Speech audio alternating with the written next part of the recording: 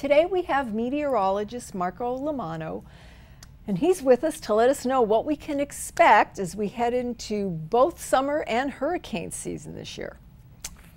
Everybody's going to want to know about this, Marco. Especially the new transplants. I feel like a lot of times on this show, we give people a little heads up. Yes. And I always know anytime we're giving people a heads up, there's a whole new crop of people who just moved here who are hearing all this information for the first time. Exactly. So, and that's good. We all need a refresher. Mm-hmm. You know, we try to put it out of our mind for those 6 years when we're not in the middle of season, but I think everyone needs a refresher, and yes, our newcomers most definitely need to know what to expect. So what are the prediction centers saying for this year, Marco? Well, Colorado State University, and it's one of the main ones that do these kind of outlooks, they've predicted an above average season for us, and that would make this year 6 in a row should that outlook really come into fruition. Okay. Year 6 in a row of above average seasons.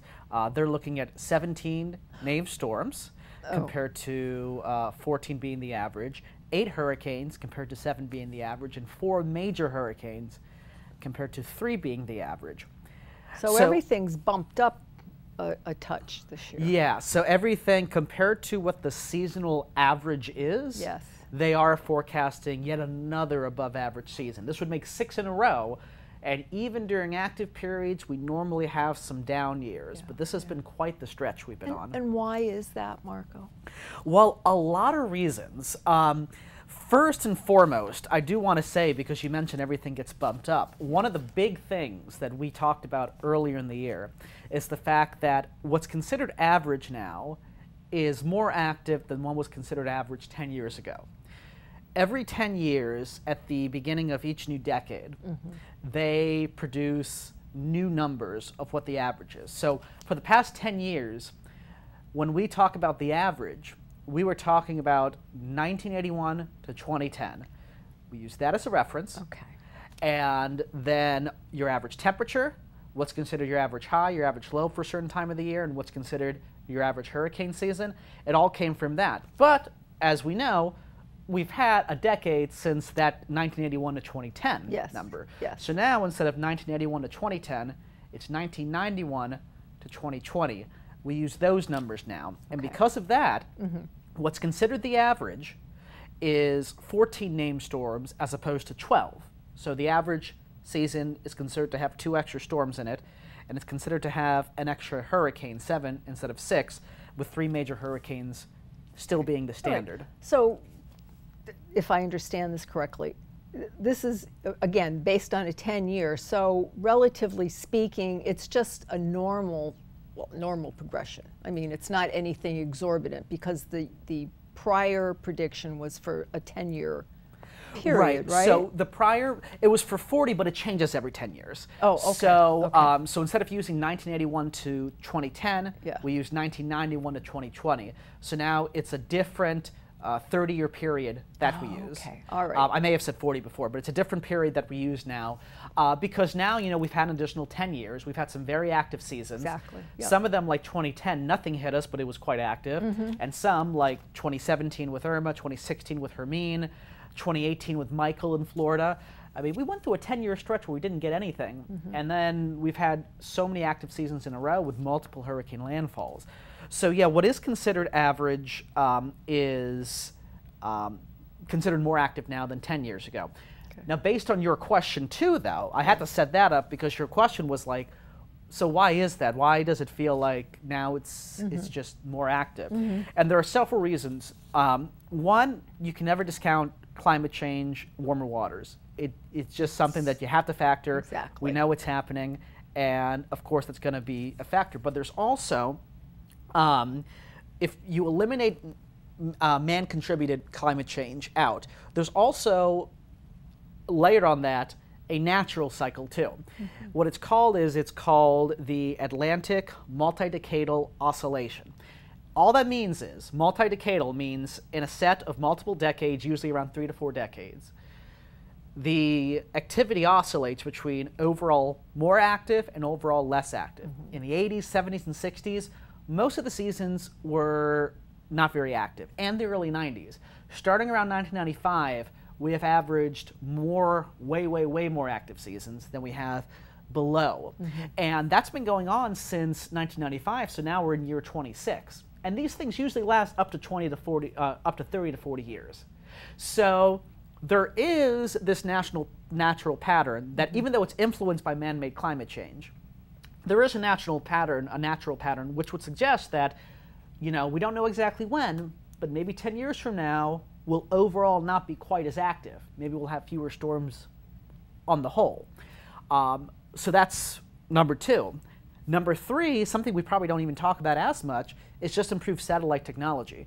I mean, we're able to pinpoint what actually is. I mean, we're able to go so close into a storm and see so much of the nitty-gritty that we couldn't see before, that now there are some things we can accurately classify, like we're 100% this is a subtropical storm, we're 100% this is a tropical storm, despite the fact that,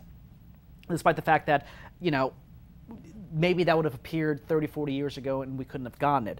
So there are things that people as a whole have influenced. When we talk about man-made climate change, there are things that just happen. When we talk about the multi-decadal oscillation, there is the improved satellite technology, and all that just contributes to the fact that we're able to identify more, and we're just straight up getting more due to warm waters, partly because of us, but partly because it is also a normal thing that happens. All right. Well, we're going to have you back, but quickly, any changes coming up soon? The only changes that I could maybe see are, as I said, if maybe within the next 10 to 15 years, we actually see maybe a reversal and going into that kind of cooler, less active period. I hope to see it because I'm a little worn out. Oh, jeez. Oh, Marco. Well, on that note, we'll say goodbye, but we will have you back for an update next month or so. All right. All right? Look Sounds forward good? to it. Okay. Next up on Suncoast FYI, we have more information on wonderful ways to spend this summer.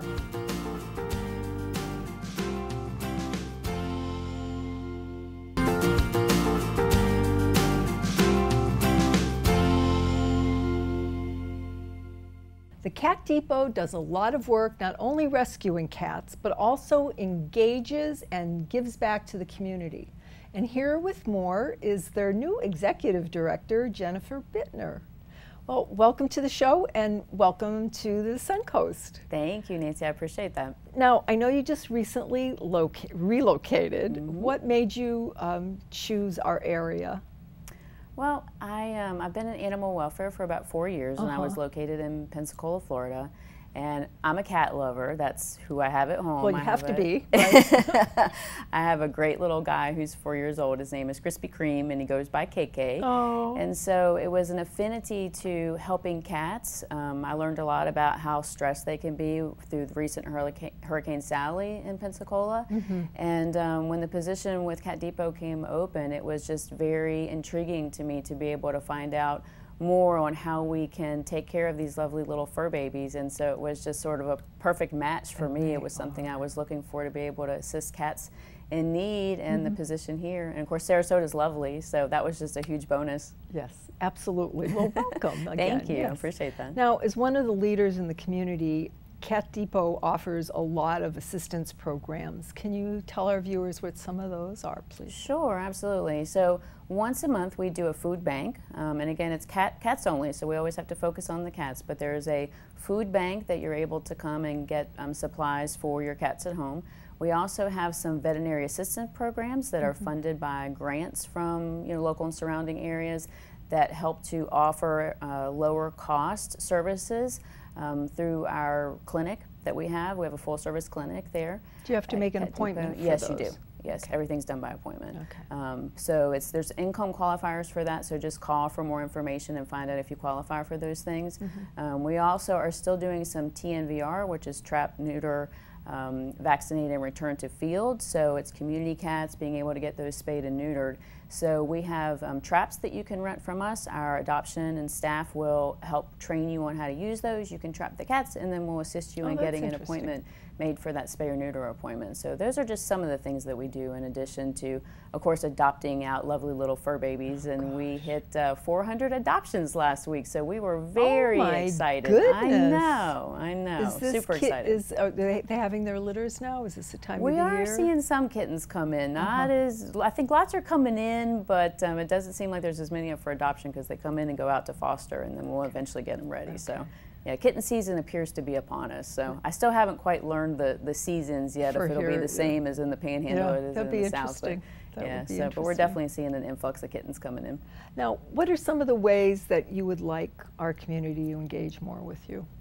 Well, you know, it's funny, we've been talking a lot as a staff since I've been here on just who we currently work with and what opportunities out there. And so we've got a lot of fun things that we can do to be engaged with other organizations. We also want to get the word out about those grant funds that can help, you know, assist pet parents in need if they need, you know, assistance with medical costs and those types of things. So we're kind of building out a plan right now for us to be able to do a little more outreach and get people more engaged with Cat Depot. You know, still we're following the CDC guidelines in terms of people coming into the shelter, so we're open by appointment only right now, but we generally and eventually want to be able to get people, you know, back into the facility and allow us to get out and start doing some more event type things and outreach, and so we've got a lot of big plans, I think, so keep following us for sure. All right. Now, I think an interesting point you mentioned, because a lot of people have struggled with a number of things this past year, but keeping their animals, keeping them safe and vaccinated has been challenging. So what kind of assistance do you offer for people like that, Jennifer? Well, if you want to make an appointment at our clinic, so the services there are lower cost for sure. And again, we've got those assistance funds if you qualify for those things. But you know, all the precautions are taking place where you check in from the parking lot, a vet tech comes out and gets the animal, brings it in, they do the examination, and then take the animal back out to the car. So we're still operating fully under those things. So you can come in for a vaccination appointment. Yeah.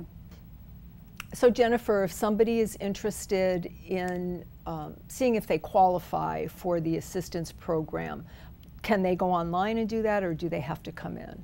No, best thing to do, Nancy, is to have them call the clinic, and that way they can have a conversation with one of our staff and they can help determine if they're eligible for that assistance. And if not, again, the pricing there is still lower cost to help, you know, folks in the community in need. So yeah, just give us a call. What surprised you most about your new role since you've been here, and what you've found on the Suncoast? The area, first of all, is just beautiful, and the people are so incredibly generous and welcoming. You know, not just the staff and the volunteers and everyone at Cat Depot, but this community in general. So it's made a transition very easy. I didn't know how I would feel about leaving Pensacola, but within about 24 hours of arriving here, I knew I had found my new home. So I'm very, very pleased and happy to be here and thrilled to be with Cat Depot. And I know you have a wonderful assistant, Claudia. I do. And she has just been delightful over the years, and I'm sure if there's any questions that she's always there to help you. Absolutely. She's been a wonderful partner. That's great. So just to wrap up, all of the COVID precautions are in place. People have to call, make an appointment, and one of your staff will take it from there. Yes, absolutely. So adoptions, all those things are still being done by appointment. You can come to the gift store, the retail store that's there in front of Cat Depot. And the only restriction there is if there are the maximum number of people in that lobby, you may have to wait your turn. But it is open to guests. That's not made by appointment. But everything else is still by appointment. So terrific. Just being safe. Lovely meeting you. You too. Thank you so much for having me. Thank you. Thank you for joining us on Suncoast FYI. If you would like to promote your nonprofit or community event, we would love to hear from you, and this is a complimentary service. Please call our producer, Adam Huntley, at 941-361-4645. To view previous episodes, go to snntv.com. I'm Nancy O'Neill, and we'll see you next Friday on Suncoast FYI.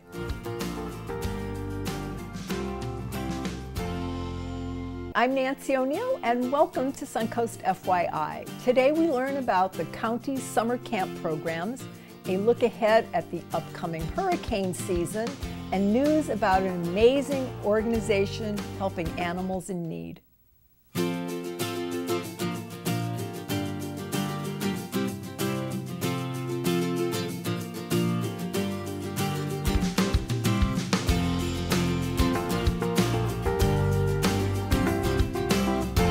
Summer is just around the corner, and that means summer camp opportunities for the kids.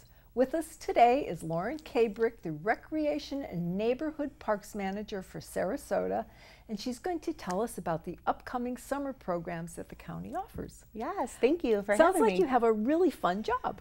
I do have a really fun job. I have actually the best job because I get to play all summer long. Play with kids. It's great. It's Absolutely. Great. So what's unique, Lauren, about the Sarasota County summer programs this year?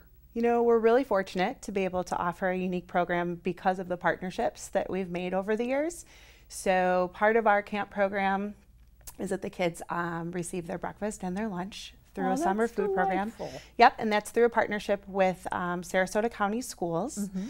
And then we're also able to offer a summer reading program, which is through a grant through the Patterson Foundation. So this allows us to bring in a reading specialist, and we can really help them set reading goals and keep them on track and work with them one-on-one if we need to do that. Okay. And then we have a big blowout party at the end of the summer to celebrate their accomplishments, which is really fun too. So everybody gets to, all of the different participants for the summer get to come and enjoy that. They do.